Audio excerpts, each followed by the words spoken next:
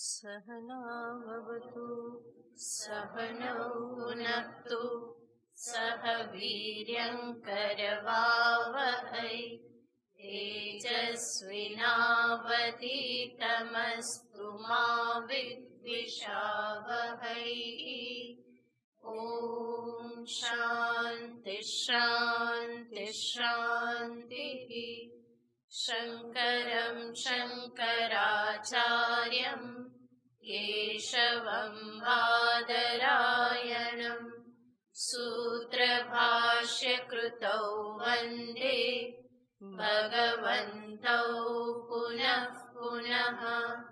ईश्वरो गुरुरात्मेति मूर्तिभेदविभागिने व्योमवद्व्याप्तदेहाय दक्षिणामूर्तये नमः।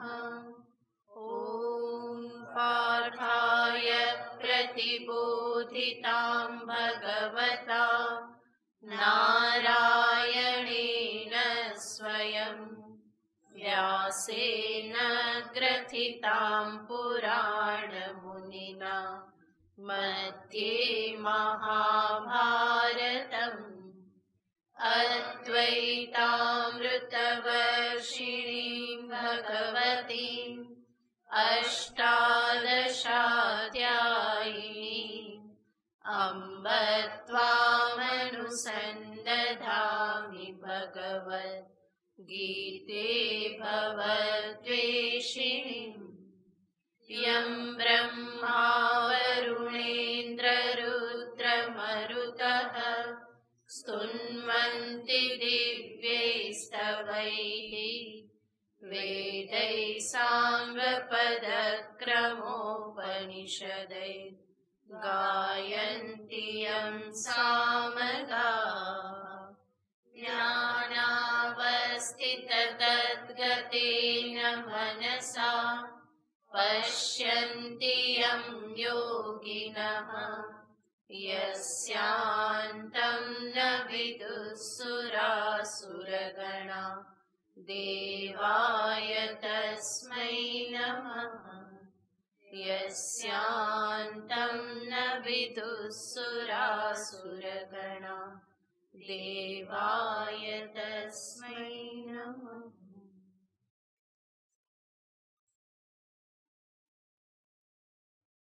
श्रीभगवानुवाच इदं शरीरं कौन्तेय क्षेत्रमित्यभिधीयते एतद्यो वेत्ति तं प्राहुः क्षेत्रज्ञ इति तद्विदः। क्षेत्रज्ञं चापि मां विद्धि सर्वक्षेत्रेषु भारत। क्षेत्रक्षेत्रज्ञयोर्ज्ञानं यत्तज्ज्ञानं मतं मम तत्क्षेत्रं यच्च यादृक् च यद्विकारि यतश्च यत् स च यो यत्प्रभावश्च तत्समासेन मे शृणु। ऋषिभिर्बहुधा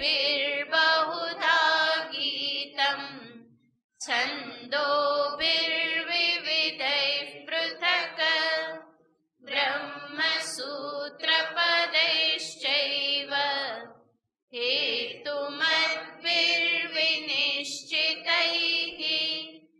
महाभूतान्यहङ्कारो बुद्धिरव्यक्तमेव च इन्द्रियाणि दशैकं च पञ्चचेन्द्रियगोचराः। इच्छा द्वेषः सुखं दुःखं सङ्घातश्चेतना धृतिः।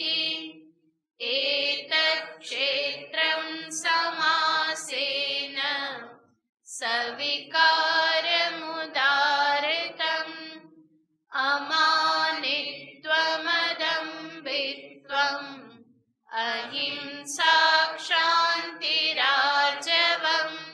आचार्योपासनं शौचं स्थैर्यमात्मविनिग्रहः।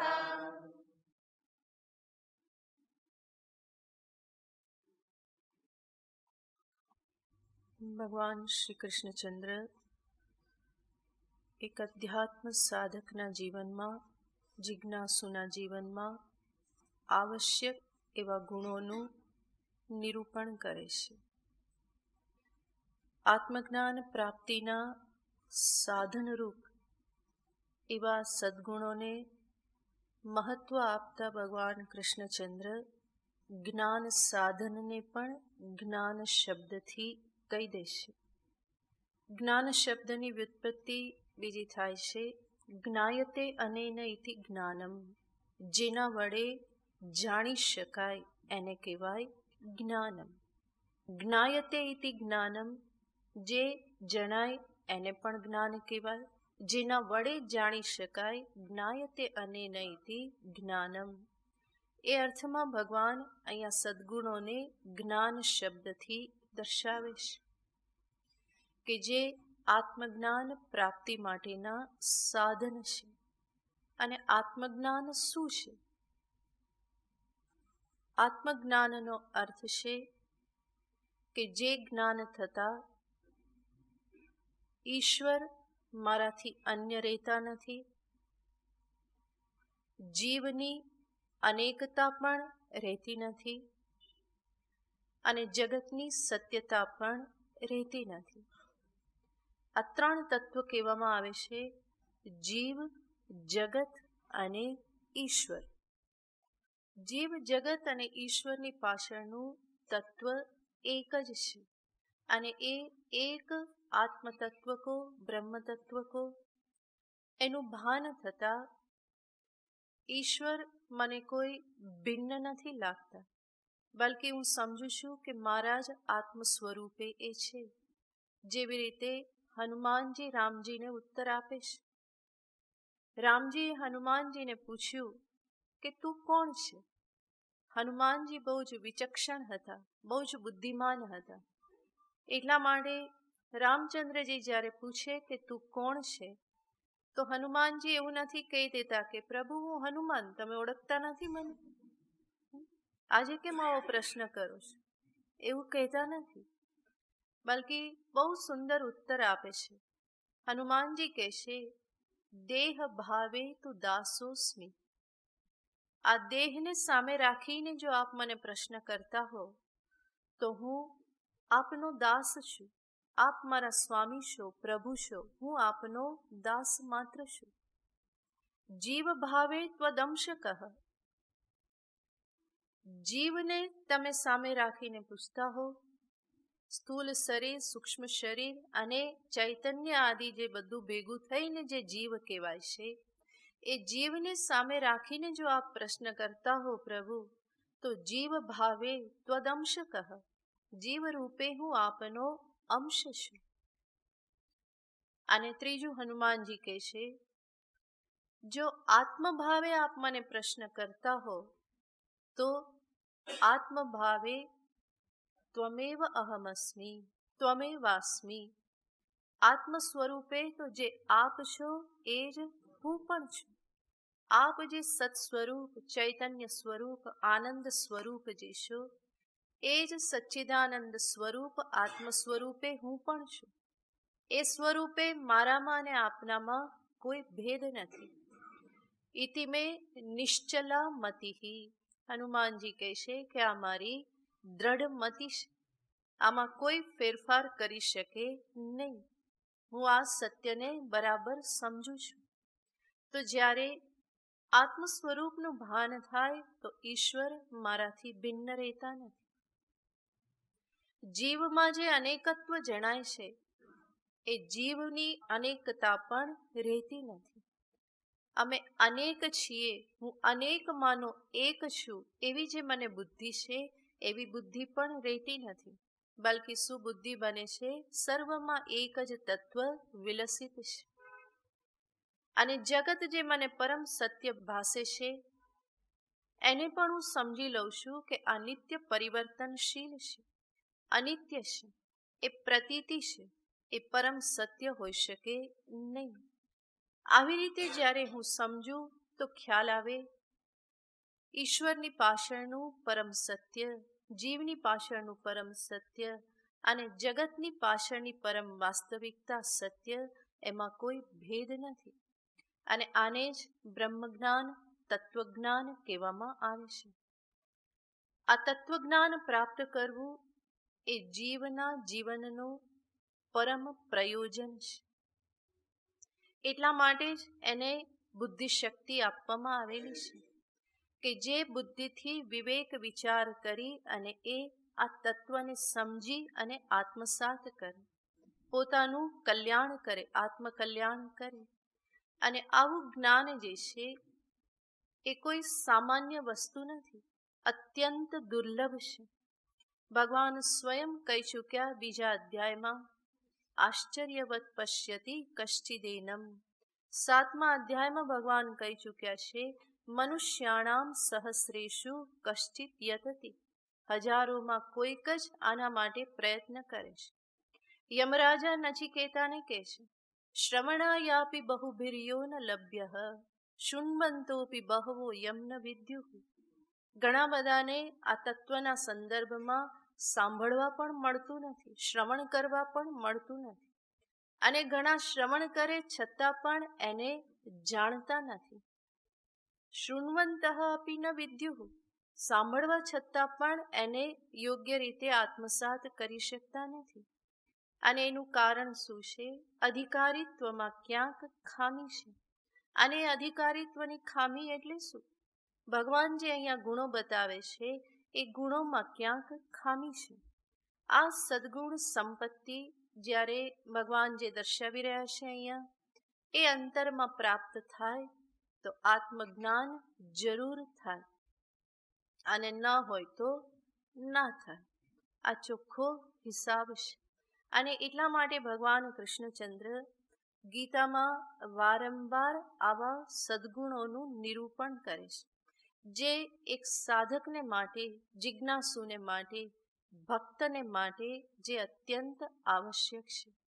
એની શરૂઆત કરતા જ ભગવાને સર્વપ્રથમ કહ્યું અમાનિત્વમ.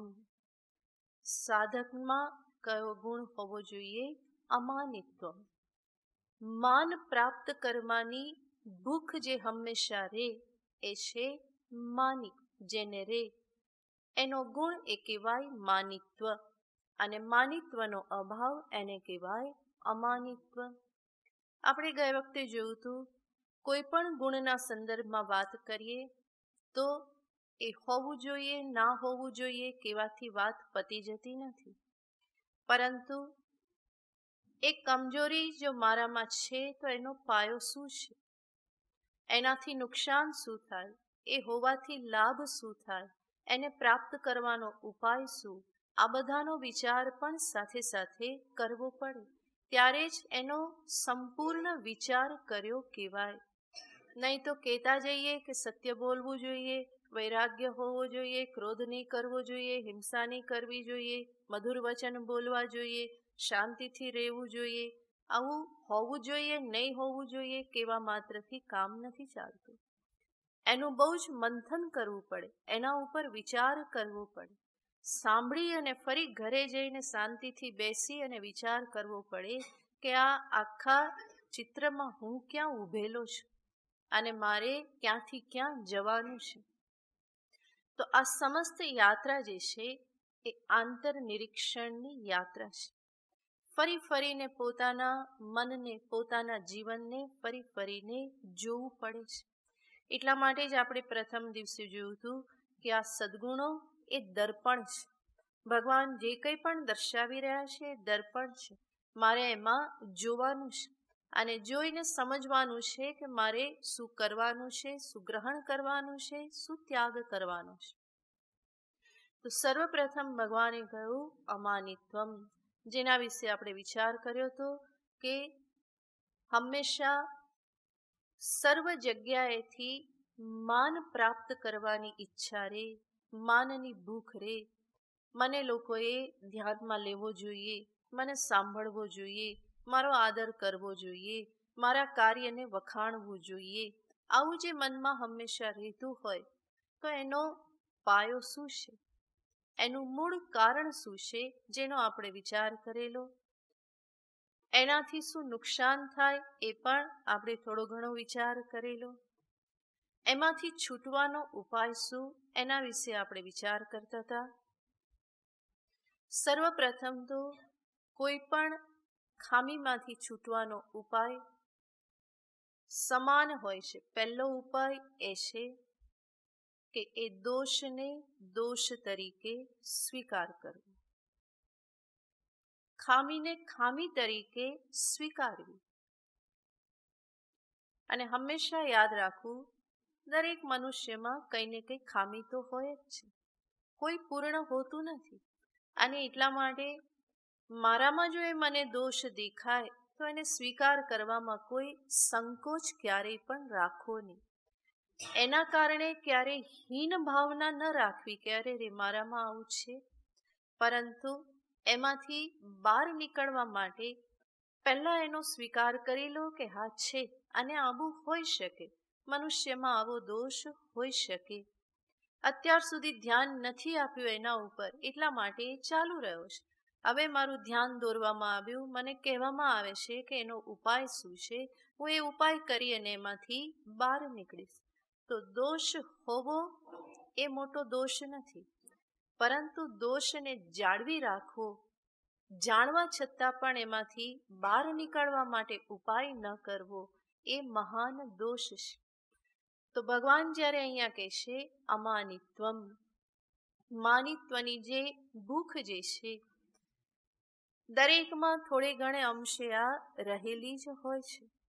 આ જરૂર આપણે સમજવું રહ્યું. ગઈ વખતે વાત કરી હતી, એને હંમેશા યાદ રાખવાનું. સ્વાભિમાન અને આ માનિત્વની ભૂખ, એ બંને વચ્ચેનો ભેદ જે છે એને હંમેશા યાદ રાખવાનો.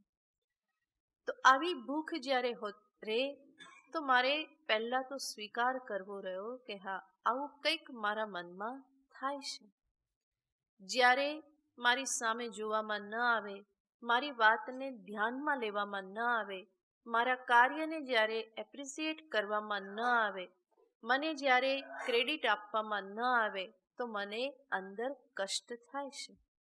આનો સ્વીકાર કરવો રહ્યો. સ્વીકાર કરી અને આગળ મારે વિચારવું રહ્યું કે એનો ઉપાય શું. અને એનો ઉપાય દરેક વખતે આપણે જોયું હતું એમ એક ચોક્કસ પ્રકારની સમજદારી. કોઈ ચમત્કાર નથી, કોઈ શોર્ટકટ નથી. વ્યક્તિએ પોતે પરિસ્થિતિનું વાસ્તવિક મૂલ્યાંકન કરી પોતાના મનને સમજાવવું રહ્યું. સદ્ગુણ સંપત્તિને અંતરમાં લાવવી એનો અર્થ છે મનની કેળવણી, મનની માવજત કરવી, મનનો યોગ્ય વિકાસ કરવો. તો અહીંયા પણ મારે સમજવાની જ કોશિશ કરવાની છે કે હું જે માનની અપેક્ષા રાખું છું, કોઈકે મને માન ન આપ્યું, ક્યાંક ગયા ને આપણી સામે જોવામાં ન આવ્યું, રસ્તામાં કોઈક પરિચિત મળ્યું ને મારી સામે ના જોયું, એણે મને જય શ્રી કૃષ્ણ નહીં કર્યું કે ગુડ મોર્નિંગ નહીં કહ્યું, મારા તરફ ધ્યાન નહીં આપ્યું, આવું પણ મનમાં ચાલતું રહેતું હોય તો ત્યાં મારે વિચારવું જ રહ્યું કે ધારો કે એટલું ના કહું તો એનાથી નુકસાન શું થયું, ના કહું તો નુકસાન શું થયું. બલકી અપેક્ષા રાખવાથી નુકસાન કેટલું બધું થાય છે. મન વિક્ષિપ્ત થઈ જાય છે, શક્તિનો વ્યય થાય છે, સમયનો વ્યય થાય છે. પરંતુ હું વિચાર કરું કે એટલું ના થયું તો એનાથી મને શું નુકસાન થઈ ગયું. એટલું જ નહીં, સાથે સાથે હું સામેની વ્યક્તિને સમજવાની કોશિશ કરું. હંમેશા એવું નથી હોતી કે સામેની વ્યક્તિને મારી ઉપેક્ષા કરવાની હોય છે. પરંતુ ઘણી વખત એવું હોય છે કે એ ઉપેક્ષા કરવા ન માગતી હોય, એવો કંઈ આશય ન હોય, અને છતાં પણ એનું મન ક્યાંક બીજે હતું અને એટલા માટે એ મારા તરફ ધ્યાન નહીં આપી શક્યા. કાં તો મન હતું પણ ખરું, પરંતુ કેવી રીતે પ્રતિભાવ આપવો એ ખબર ના પડી. અને કદાચ હું મને પોતાને જેટલો મહાન માનું છું એટલો કદાચ સામેની વ્યક્તિ ન પણ માને, ન પણ સમજે. મને મારી જેટલી લાયકાતનું ભાન છે એટલું ભાન સામેની વ્યક્તિને કદાચ ન પણ હોય, અને ભાન હોય તો એને માન પ્રગટ કરતા ન આવડ્યું. પ્રગટ કરવાની ઈચ્છા હતી છતાં પણ ખ્યાલ નહીં રહ્યો, મન ક્યાંક બીજે હતું અને એટલા માટે ના થયું. તો આવી અપેક્ષાઓ જ્યારે રહેતી હોય, સામેની વ્યક્તિની પરિસ્થિતિને પણ આપણે સમજવાની કોશિશ કરવાની હોય. દિલ થોડું ઉદાર રાખીએ તો આપણે સામેની વ્યક્તિને આસાનીથી સમજી શકીએ. અને ધારો કે આવું કંઈ ન હોય અને ઉપેક્ષા જ એને કરવી હતી, તો તમે રોકી શકવાના તો નથી. જેને આપણે રોકી ના શકીએ એના સંદર્ભમાં જીદ કરવી, એના કારણે મનને હેરાન કરવું, વિક્ષિપ્ત કરવું, એ કોઈ બુદ્ધિમાની તો નથી. માટે ત્યાં મનને સમજાવી લેવું પડે કે દરેકને મારી જે લાયકાત છે એના અનુસંધાનમાં એને માન ન પણ હોય, અને હોય તો પણ એનો સ્વભાવ એવો છે, એવી રીતે જ વર્તે છે. આપણે આપણો ધર્મ સંભાળવો, નરસિંહ મહેતા કહી ગયા છે, હું મારો ધર્મ સંભાળું. બીજા શું કરે ને કેવી રીતે એને મારી સાથે વ્યવહાર કરવો જોઈએ, હું એને કંઈ એનો નિશ્ચય હું પોતે કરી શકું નહીં. કોઈ પણ હિસાબે આપણે આપણા મનને સમજાવવાનું છે કે આવી ભૂખ દરેક પાસેથી રે એ યોગ્ય ના કહેવાય. દરેક માન ભૂખ્યા છે, કોણ કોને માન આપે. મારે સમજવું જ રહ્યું કે આવી આજે અપેક્ષાઓ જે છે એ હંમેશા દુઃખ આપનારી છે. એટલું જ નહીં, સાથે સાથે હું સમજું કે મારામાં કંઈક વિશેષતા છે જેના કારણે હું બીજા પાસેથી માન આદરની અપેક્ષા રાખું છું. એ વિશેષતા મારી પાસે આવી કેવી રીતે? મેં એના માટે કેટલું કર્યું છે, અને બાહ્ય જગતનો, વાતાવરણનો, માતા પિતાનો, શિક્ષણનો, સંસ્કારનો, પરિવારનો એમાં કેટલો ફાળો છે. ઈશ્વરની કૃપા, જેણે આ ક્ષેત્ર આપ્યું, જગતનું ક્ષેત્ર, શરીર આપ્યું, મન આપ્યું, બુદ્ધિ આપી, આ બધું એણે આપ્યું. અને પછી જે કંઈ પણ લાયકાત મને પ્રાપ્ત થઈ, કઈ વિશેષતા મને પ્રાપ્ત થઈ, તો એના માટે પણ યોગ્ય વાતાવરણ મને આપ્યું, મા બાપ એવા આપ્યા, પરિવાર એવો આપ્યો, મિત્રો આપ્યા, શિક્ષકો આપ્યા, શિક્ષણ આપ્યું. આ બધું વાસ્તવમાં મને આપવામાં આવ્યું, અને એટલા માટે હું આવો બન્યો. વિચાર કરીએ તો એમાં મારી મહેનતનું ફળ તો મને બહુ ઓછું દેખાશે. જ્યારે નમ્રતાપૂર્વક આપણે વિચાર કરીએ તો આપણને લાગે કે આ બધું મને આપવામાં આવ્યું છે. સ્વામી દયાનંદજી મહારાજ હંમેશા કે ઇટ્સ ગિવન, એ આપવામાં આવ્યું છે. આપવામાં આવ્યું છે એનો અર્થ, હું જ્યારે આવી રીતે વિચાર કરું તો એમાં મારો અહમ વચ્ચે નહીં આવે. મેં પ્રાપ્ત કર્યું છે, મારી મહેનતની કમાણી છે, મારી મહેનતનું ફળ છે, આ તો મારી જ બુદ્ધિનો ચમકારો છે. આવું વિચાર કરીએ તો અહંકાર આવે. પરંતુ હું વિચાર કરું કે બુદ્ધિ પણ કોઈકે આપેલી છે, અને આ બુદ્ધિમાં ચમકારો થયો અને બીજામાં ના થયો, તો એ તો કોઈક જ કોઈકનો હાથ હોય જેના કારણે આવું કંઈક થાય છે. બાકી હું ઈચ્છું તો પણ ઘણીવાર ચાલતી નથી, ખબર નથી પડતી. ઘણા બધા બુદ્ધિશાળી વેદાંત શ્રવણ કરવા આવે ને તો ત્યાં જરાય ચાંચ નહીં ડૂબે. તો એ બધી ઈશ્વરની જ કૃપા છે કે જેના પરિણામે મારી બુદ્ધિમાં કંઈક વિવેક જાગૃત થયો, કંઈક જ્ઞાન ઉત્પન્ન થયું. આ બધું મને આપવામાં આવ્યું છે. અને જ્યારે કોઈના તરફથી મને આપવામાં આવ્યું તો એનું અભિમાન હું શું કરું? આવું પણ હું વિચારી શકું. એટલું જ નહીં, એની સાથે સાથે મારામાં જે કંઈ પણ વિશેષતા છે, જરૂર હું કંઈક વિશેષ છું એની નાને સ્વીકાર કરો. એને ક્યારેક પ્રગટ કરવાની ઈચ્છા થાય, પ્રગટ કરો, વાંધો નહીં. પરંતુ એ કેવું હોવું જોઈએ? સહજ હોવું જોઈએ. જેવી રીતે છોડ ઉપર ખીલેલું ફૂલ જે છે એની સુંદરતા પ્રગટ થાય છે, એ પણ પોતાની સુગંધ ચારે બાજુ પ્રસરાવે છે. પરંતુ એના માટે અપેક્ષા નથી રાખતું કે દરેક મને આવીને શું કે, વાહ તું કેવું સરસ છે, કેવી સરસ સુગંધ તે પ્રગટાવી, એવી અપેક્ષા એ રાખતું નથી. તો એવી જ રીતે મારે પણ શીખવાનું છે. જે પણ છે સહજ રીતે પ્રગટ થાય, બહુ સરસ છે. પરંતુ એના માટેની અપેક્ષા રાખતા રહેવું એક પ્રકારની મૂર્ખામી જ છે. બલકી એની પાછળ પડ્યા રહેવાથી શક્તિ સમયનો વ્યય જ થાય છે. માટે ભગવાન કહે છે કે આવી વૃત્તિમાંથી મનને બહાર કાઢો. એટલું જ નહીં, જે તત્વજ્ઞાન હું પ્રાપ્ત કરવા માંગુ છું, જેના માટે સઘળો પ્રયત્ન છે, એ તત્વ અપરિચ્છિન્ન છે, જેનું કોઈ માપ નથી. અને આપણે વિચાર કરીએ કે હું જે માનની ભૂખ રાખું છું, એ હંમેશા કોના આધારે રાખું છું? જેને માપી શકાય છે, જેનું કંઈક માપ છે. આ શરીરનું માપ છે. શું માપ છે એનું? દેશના આધારે જોઈએ તો એ 3.5 હાથનું છે. 2 ફૂટની જગ્યા રોકીને બેસે છે. કાળના આધારે જોઈએ તો 50, 60, 70 વર્ષ એ કાલ માપથી એ બંધાયેલું છે. અને વસ્તુના આધારે જોઈએ તો 50, 60, 70, 80 કિલોનું વજન છે. આ આનું માપ છે.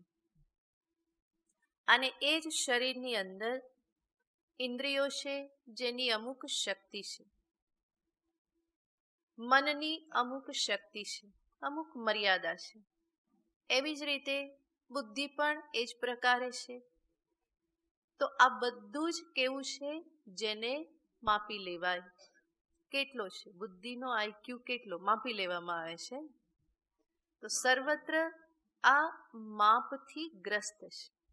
અને કોઈ પણ વસ્તુનું માપ કાઢવું, એનો અર્થ શું છે? એ કેવું છે? પરિચ્છિન્ન છે, લિમિટેડ છે. અને આ બધી જેને માપી શકાય, જે પરિચ્છિન્ન છે, એવી વસ્તુના આધારે હું શું અપેક્ષા રાખું છું? માનની અપેક્ષા રાખું છું. અને મારે પામવું છે કોને? અમાપ જે છે એને પામવું છે. જે અપરિચ્છિન્ન છે, જે સર્વ પ્રકારની મર્યાદાઓથી રહિત, સર્વવ્યાપક, એક અખંડ અદ્વિતીય પરમાત્મ તત્વ, એને પ્રાપ્તિની ઈચ્છા છે. અને ઈચ્છા બીજી બાજુથી શું રાખું છું? જે આટલું પરિચ્છિન્ન છે એના આધારે માનપાન મેળવવાની ઈચ્છા રાખું છું. તો આ બંને તો વિરોધાભાસી ઈચ્છાઓ છે. અને એવી ઈચ્છાઓમાં ક્યારેય સુખ ના મળે. માટે ભગવાન કહે છે, જો અમાપ એવા તત્વને આત્મસાત કરવું હોય તો આ બધા માપથી જે માન મેળવવાની ઈચ્છા રાખો છો, એમાંથી મનને મુક્ત કરો. તો સર્વપ્રથમ આ આવશ્યક છે કે મનુષ્ય આવી ભૂખમાંથી બહાર આવે, જેને ભગવાને અમાનિત્વ શબ્દથી દર્શાવ્યું. અમાનિત્વ જીવનમાં ધારણ કરવાથી ઘણો મોટો ફાયદો એ થાય છે કે મારું મન વ્યર્થ ફરિયાદોથી મુક્ત થઈ જાય છે.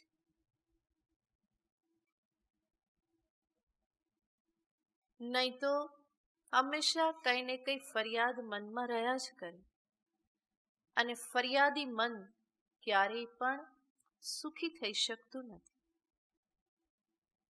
ફરિયાદી મન ક્યારેય પણ વસ્તુને, પરિસ્થિતિને, વ્યક્તિને યથાસ્થાને જોઈ શકતું નથી. હંમેશા કંઈ ને કંઈ એને ટકોર કરવાની રે, ફરિયાદ કરવાની રે. એનો અર્થ મન એમાં ને એમાં વ્યસ્ત રહેશે. જીવનના પરમ લક્ષ્યને પ્રાપ્ત કરવું હોય તો આવી બધી વ્યર્થ ફરિયાદો, નાની નાની ગૌણ બાબતોમાંથી મનને બહાર કાઢવું જ રહ્યું. સમય ઘણો ઓછો છે અને લક્ષ્ય ઘણું મહાન છે. એને પ્રાપ્ત કરવા માટે આ બધામાંથી જ સમય બચાવવો રહ્યો. મનને એ બધાથી મુક્ત કરીએ તો ઘણો બધો સમય મળી રહે. માટે ભગવાન કહેશે કે જીવનમાં માનિત્વને હંમેશા દૂર રાખો. અમાનિત્વ જ સેવન કરવા યોગ્ય છે. બીજો ગુણ ભગવાન દર્શાવે છે અદંભિત્વમ. દંભ કોને કહેવાય? માનિત્વ અને દંભિત્વ આ બંનેમાં સૂક્ષ્મ ભેદ છે. પહેલા સમજીએ દંભ કોને કહેવાય. શંકરાચાર્યજી મહારાજ કહે છે સ્વધર્મ પ્રકટીકરણમ દંભિત્વમ. પોતાનામાં પોતાની મહાનતાને પ્રગટ કરતા રહેવું. વસ્તુતઃ મહાનતા હોય નહીં અને છતાં પણ ધર્મધ્વજિત્વમ હોય નહીં અને છતાં પણ ધજા લહેરાવતા રહેવું, એને કહેવામાં આવે છે દંભ.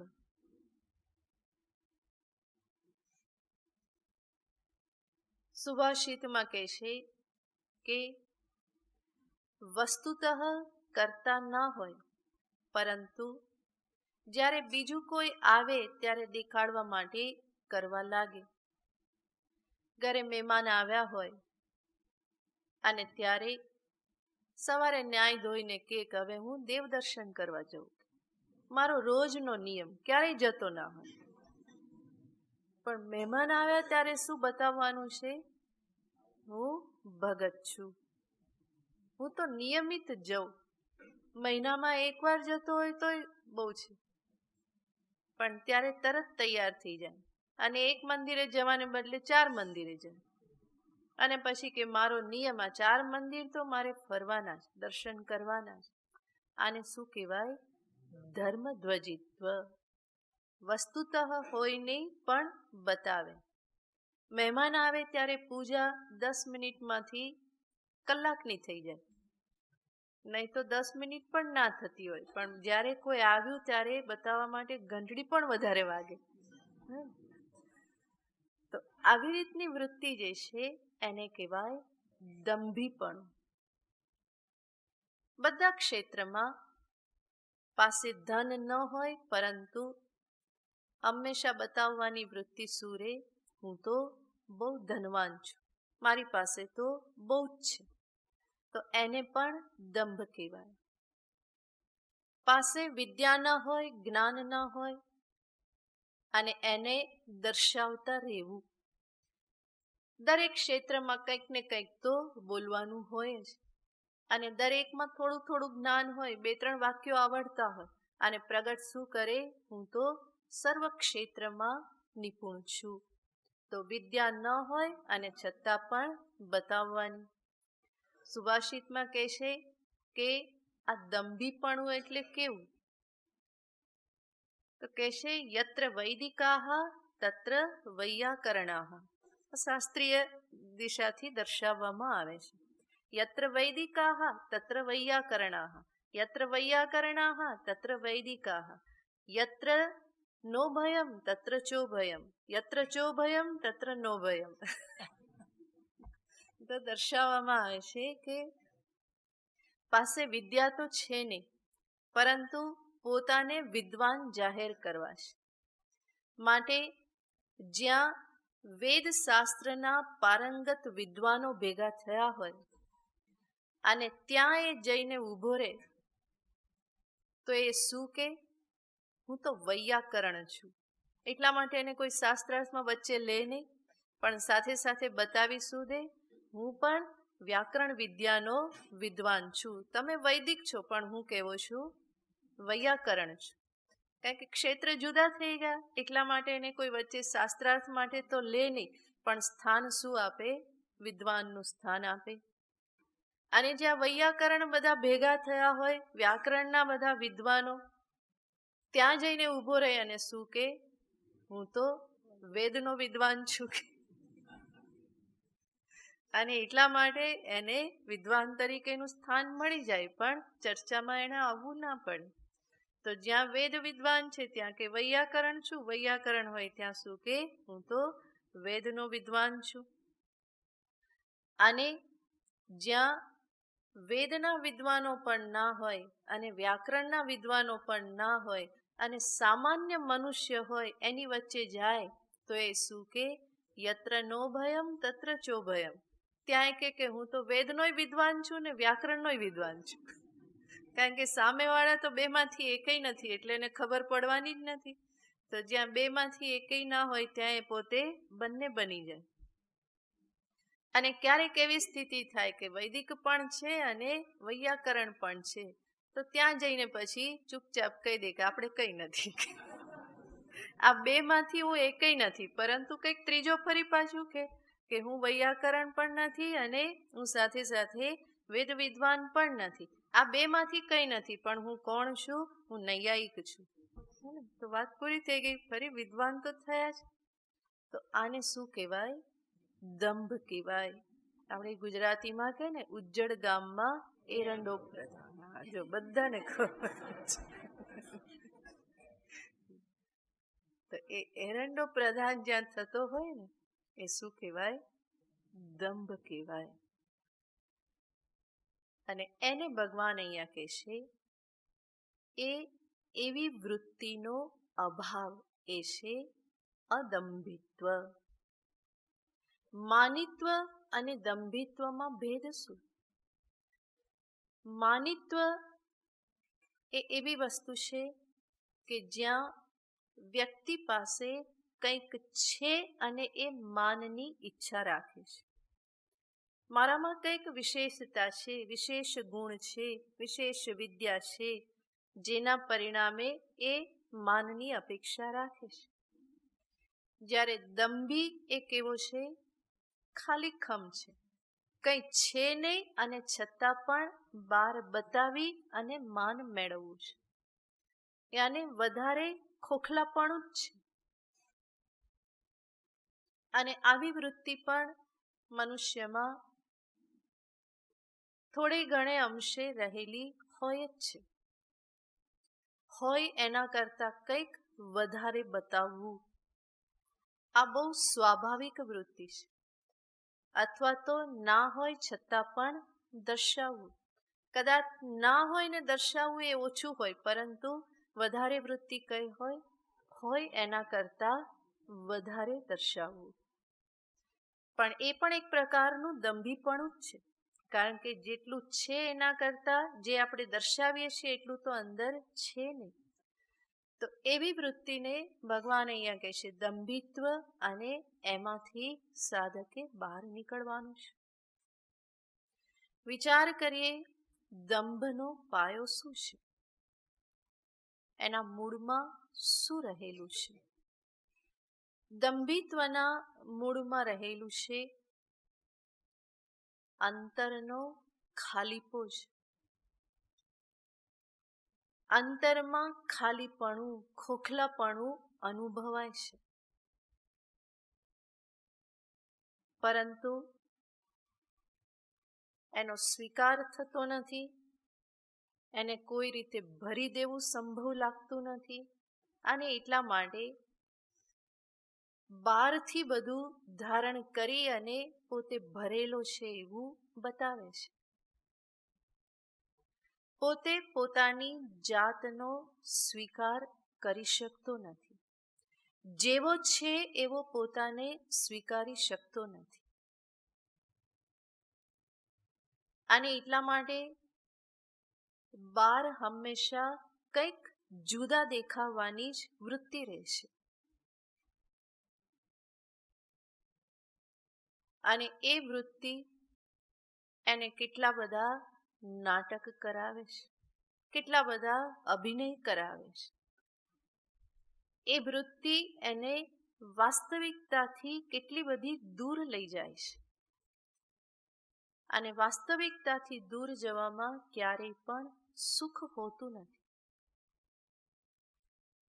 પોતાની જાતથી એ કેટલો બધો દૂર થઈ જાય છે. એટલું જ નહીં, એક વખત દંભ કરીને કંઈ દર્શાવ્યું, જૂઠું બોલ્યા, કંઈ કર્યું, તો એને હંમેશા ફરી પાછું યાદ રાખીને એને અનુરૂપ વ્યવહાર કરવો પડતો હોય છે. અને એના પરિણામે હંમેશા મનમાં તણાવ અનુભવાય. એક વાત યાદ રાખવાની કે ભગવાન આ બધી વાતો કોને કરે છે? સાધકને કરે છે. બાકી તો દંભી લોકો જગતમાં કેટલા બધા છે જ, અને એમને આવો કંઈ વિચાર પણ આવતો નથી. અહીંયા વાત થઈ રહી છે અધ્યાત્મ જગતના પથિકને માટે, કે જે જરૂર પોતાના જીવનનું અવલોકન કરે છે, પોતાના મનનું અવલોકન કરે છે, વ્યવહારનું અવલોકન કરે છે, અને જે આગળ વધવા માગે છે, એવી વ્યક્તિને ભગવાન આ બધી વાતો દર્શાવી રહેલા છે. તો દંભિત્વ મનમાં એક પ્રકારનો તણાવ હંમેશા પ્રદાન કરે છે. વ્યક્તિને ક્યારેય પણ એ શાંતિથી, સંતોષથી બેસવા દેતું નથી. કંઈ ને કંઈ નવા નવા નુસ્ખા અપનાવવા પડે બહાર સારા દેખાવા માટે, અને એના થકી ફરી માન મેળવવા માટે. દંભ પણ આખરે શેના માટે કરે છે? માનને માટે જ. લોકો મને ધ્યાનમાં લે, મારી કિંમત સમજે, એના માટે જ તો એ દંભ કરે છે. તો આવી વૃત્તિ જે છે એ માનિત્વ કરતાં પણ વધારે ખતરનાક છે. મનુષ્યને એ હંમેશા એક અજંપામાં જ રાખે છે. અને આવી સ્થિતિમાં રહેવું કોને ગમે? જેના જીવનમાં કંઈક આગળ મહાન લક્ષ્ય છે, એ આવી સ્થિતિમાં કેવી રીતે પોતાના સમયને બરબાદ કરી શકે? માટે ભગવાન કહેશે કે આમાંથી બહાર નીકળો. જીવનમાં એક પ્રકારનો સંઘર્ષ હંમેશા બની રહે, અને દરેક વ્યક્તિ ઈચ્છે છે સંઘર્ષ રહિત જીવન. સંઘર્ષ રહિત જીવન ઈચ્છે છે, પરંતુ વ્યવહાર એવો કરે કે જેના પરિણામે સંઘર્ષ વધતો જાય છે. આ દંભ જે છે એ જીવનમાં હંમેશા સંઘર્ષ વધારે છે. આંતરિક સંઘર્ષમાં પણ એ હંમેશા વધારો જ કરે છે. સમય શક્તિને પણ એ વેડફવાનો જ હંમેશા નુસ્ખા બતાવ્યા કરે છે. એ હંમેશા બરબાદ થતા રહે છે. અને એના જેવું નુકસાન સાધકને માટે બીજું કયું હોઈ શકે? આપણે પહેલાં પણ જોયેલું છે. સંતો હંમેશા કહે છે સાધકને માટે સૌથી મોટું નુકસાન એના સમયની બરબાદી જ હોય છે. કારણ કે જીવનમાં જે પ્રાપ્ત કરવાનું છે એના માટે જીવન હકીકતમાં જોઈએ તો ઘણું ટૂંકું છે, અને એમાં સમય આવી બધી બાબતોમાં વ્યતીત થઈ જાય તો પરમ લક્ષ્યની સિદ્ધિ કેવી રીતે થઈ શકે? માટે ભગવાન કહેશે કે આવી બધી બાબતોમાં મનની શક્તિને, સમયને વેડફી ના નાખો, જે હંમેશા એની બરબાદી કરનારું જ છે. એટલું જ નહીં, દંભને જે જીવનમાં પોષતો રહે, એણે હંમેશા પોતાની ઉપર કોઈને કોઈ નવા નવા વાઘા હંમેશા પહેરતા રહેવું પડે, કોઈને કોઈ અભિનય કરતા રહેવું પડે, પોતે છે એના કરતાં કંઈક જુદો જ હંમેશા દેખાડતો રહે. અને એના પરિણામે થાય છે શું? એના પરિણામે સ્થિતિ એ આવે છે કે ક્યારેય પણ પોતાની જાતની સાથે મુલાકાત કરી શકતો જ નથી. પોતાને જ એ ક્યારેય ઓળખી શકતો નથી. અને મનુષ્ય થઈને પોતાને ન ઓળખવું એ તો કેટલું શરમજનક કહેવાય.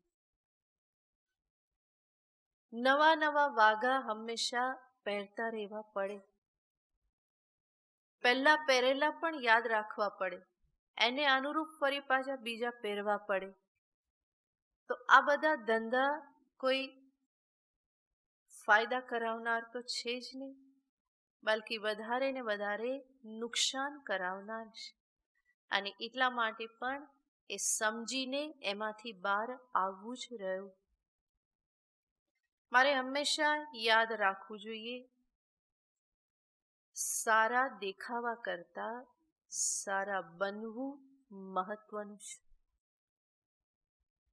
દેખાડો ક્યારેય મને ફાયદો કરતો નથી.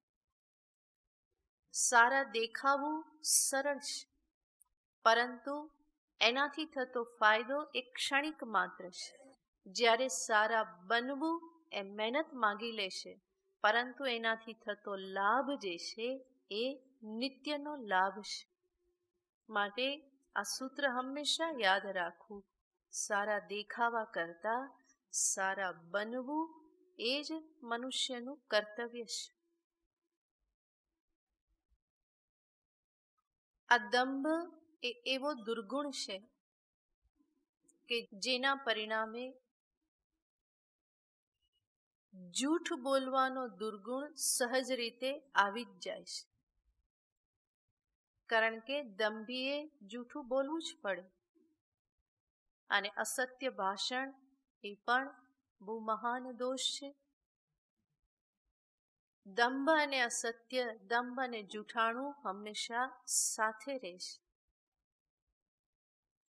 સત્યને પામવા નીકળેલો સાધક અસત્યનો આશ્રય લે તો સત્યને ક્યાંથી પામી શકે?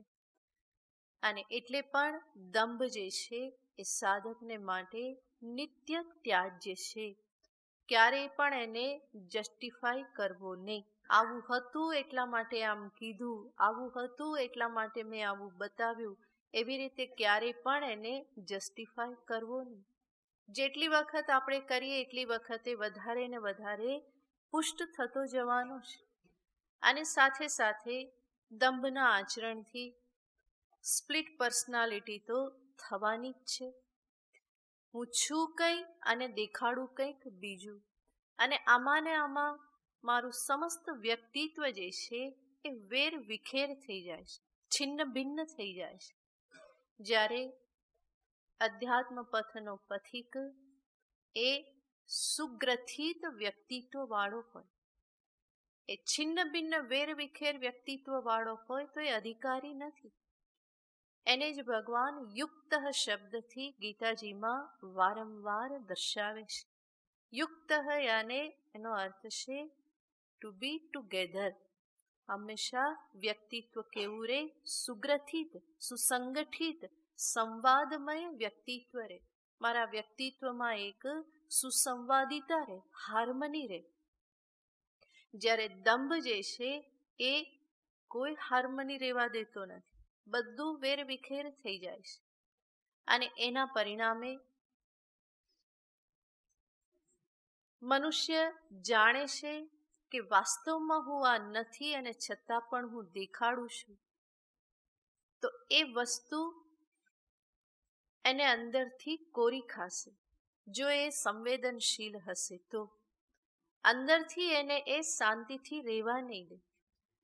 અને એવી સ્થિતિ કોઈ સાધન ભજન પણ કરવા ના દે, સાધના પણ ના કરવા દે. અને એટલા માટે એવું કંઈ પણ જો જીવનમાં રહેલું હોય તો એનો વિચાર કરી, આંતરનિરીક્ષણ કરી અને મારે એને જીવનમાંથી કાઢવું રહ્યું. જીવન સરળ હોય. ભગવાન આગળ પણ એ ગુણને દર્શાવવાના છે. આર્જવમ કહી અને એક ગુણ તરીકે સરળતાને ભગવાન દર્શાવવાના છે. દંભ અને સરળતા તો સાથે રહી જ ના શકે.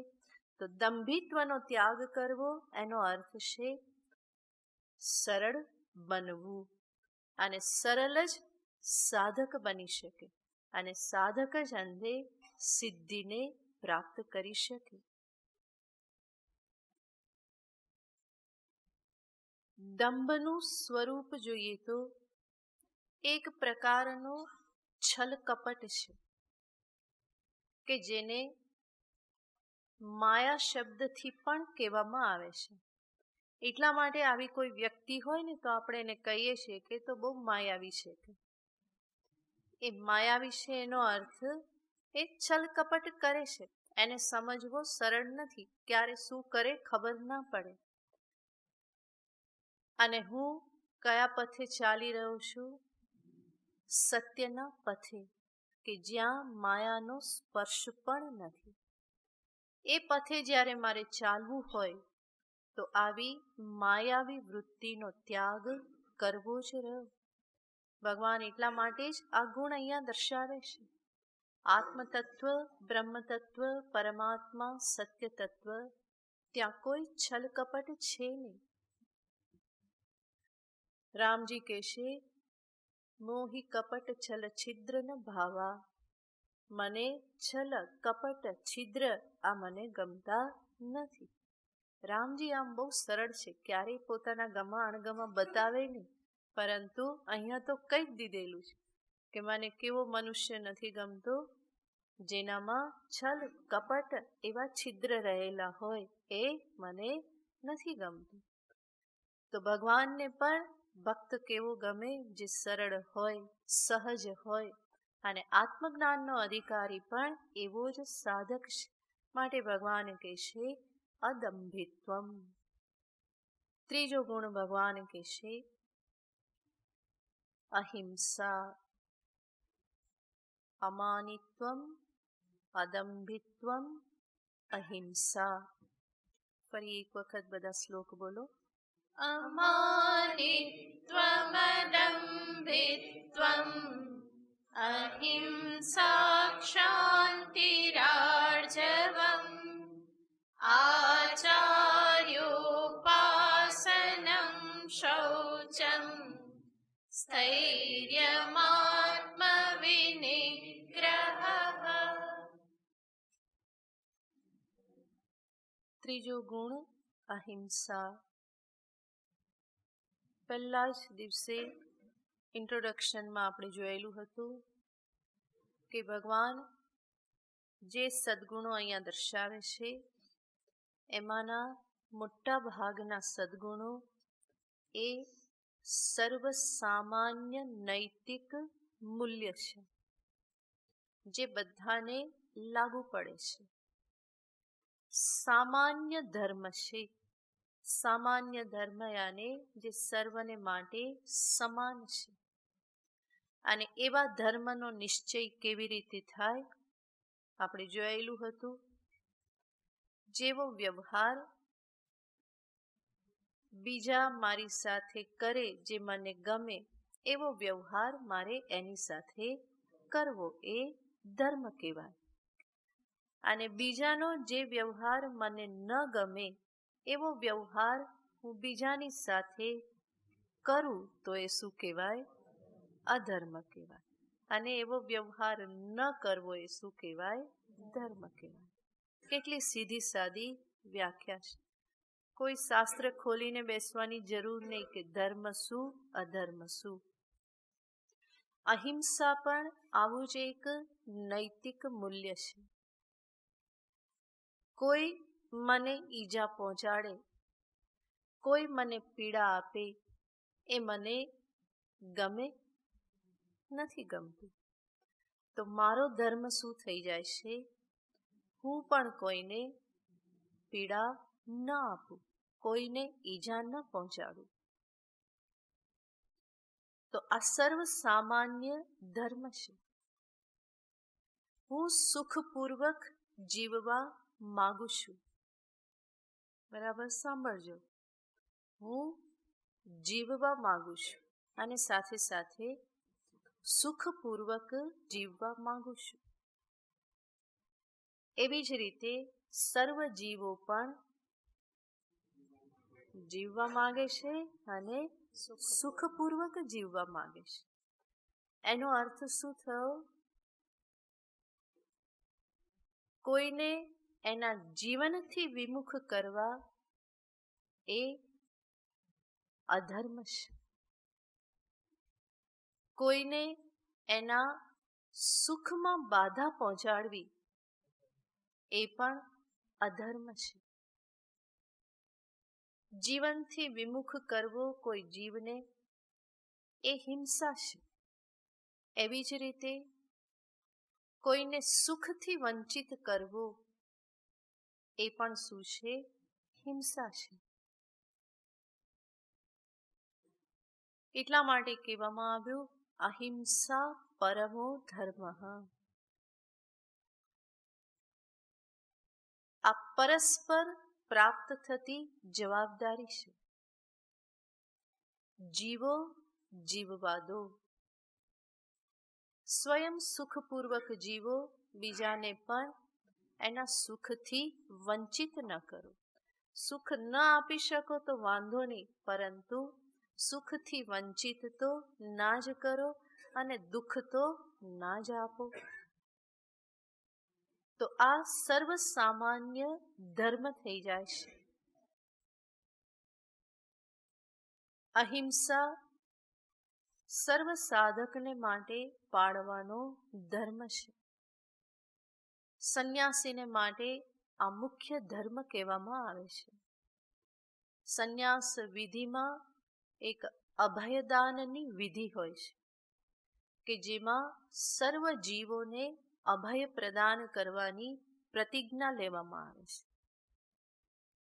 એટલા માટે જ સંન્યાસીનું જીવન કહેવામાં આવે છે કે એ એવી રીતે જીવન જીવે કે જ્યાં અનિવાર્ય હિંસા પણ ઓછામાં ઓછી થાય. અહિંસક જીવન એ સંન્યાસ જીવન છે. કોઈ પણ કોમ્પિટિશનમાં ક્યાંય ન હોય એ સંન્યસ્ત જીવન છે. તો સંન્યાસીના જીવનનો આ મુખ્ય ધર્મ છે અહિંસા. સાધકને માટે પણ એ આવશ્યક છે જ. દરેક મનુષ્યને માટે અહિંસા ધર્મ છે. અહિંસાની વ્યાખ્યા આપતા કહેવામાં આવે છે કે અહિંસા એટલે શું? એને દર્શાવતા કહેવામાં આવ્યું કે કોઈ પણ જીવ જે છે એને પોતાના કર્મથી, વચનથી કે મનથી કોઈ ક્લેશ ન પહોંચાડવું, એનું નામ છે અહિંસા. કાયેન મનસા વાચા, શરીરથી, મનથી, વાણીથી, સર્વભૂતેષુ સર્વદા અક્લેશ જનનમ અહિંસા પ્રકીર્તિતા. શરીર, વાણી અને મનથી અક્લેશ જનનમ યાને કોઈને ક્લેશ ન આપવું, પીડા ન આપવી, એનું નામ છે અહિંસા.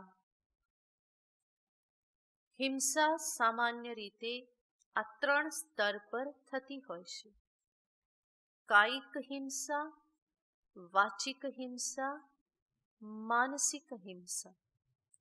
એટલા માટે અહિંસા પણ કેવી હોય? 3 સ્તરની હોય: કાયિક અહિંસા, વાચિક અહિંસા અને માનસ અહિંસા. અહિંસા વૃત્તિ જે છે એને સમજીએ તો અહિંસા એ કાયરતા નથી. કારણ કે કાયરતા એ તમો વૃત્તિ છે, અહિંસા એ સત્વ વૃત્તિ છે. માટે અહિંસા અને કાયરતાને એક ના સમજવા. ગાંધી બાપુની અહિંસા પણ કાયર અહિંસા નહોતી. એ તામસિક વૃત્તિ છે કાયરતા. તો એ કાયરતા નથી. હિંસા જે છે એ રજોવૃત્તિ છે. પ્રતિહિંસા, કોઈ હિંસા કરે અને સામે હિંસા કરવી, એ સત્વાભિમુખા રજોવૃત્તિ છે. અને અહિંસા એ સત્વવૃત્તિ છે.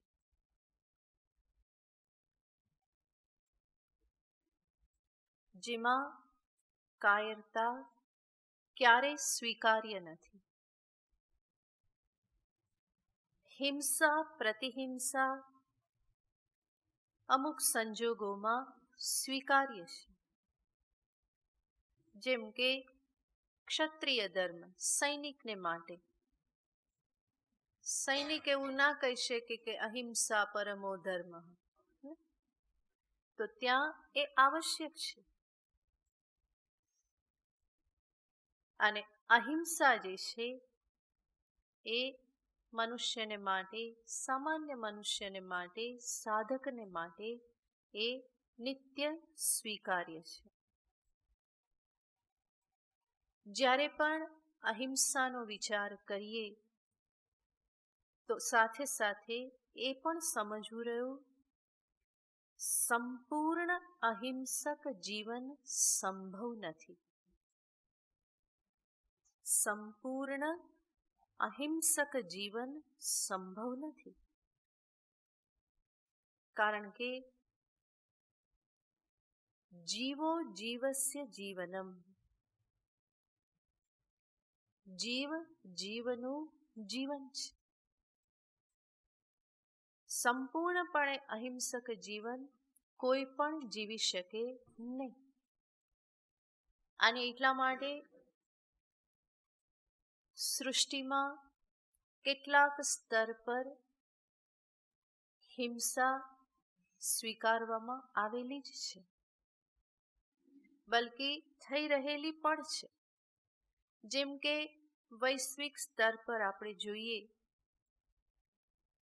તો સમસ્ત બ્રહ્માંડ જગત જે છે એમાં એક જે વ્યવસ્થાના ભાગરૂપે જ સર્જન અને સંહાર નિરંતર ચાલે છે. એક બાજુ સર્જન થાય છે, ઉત્પત્તિ થાય છે, અને બીજી બાજુ સંહાર પણ થાય છે. જીવોનો જન્મ થાય છે, જીવોનો સંહાર થાય છે, વિનાશ થાય છે. આ નિરંતર ચાલ્યા કરે છે. તો સૃષ્ટિ ચક્રને ચલાવવા માટે પણ, જગતને યથા યોગ્ય રાખવાને માટે પણ, સૃષ્ટિમાં સુસંવાદિતા જળવાઈ રહે, એની યોગ્ય સ્થિતિ જળવાઈ રહે, એટલા માટે પણ સંહાર આવશ્યક હોય છે. શિવજીને તો સંહારના દેવ કહેવામાં આવ્યા. સંહાર કરે તો પણ એને શું કહેવાય? દેવ કહેવાય છે. શા માટે? કારણ કે એમના થકી થતો સંહાર એ સૃષ્ટિના કલ્યાણમાં જ છે. પોતાના કોઈ સ્વાર્થ માટે કે નુકસાન માટે નથી, બલ્કિ એ સૃષ્ટિના કલ્યાણમાં છે.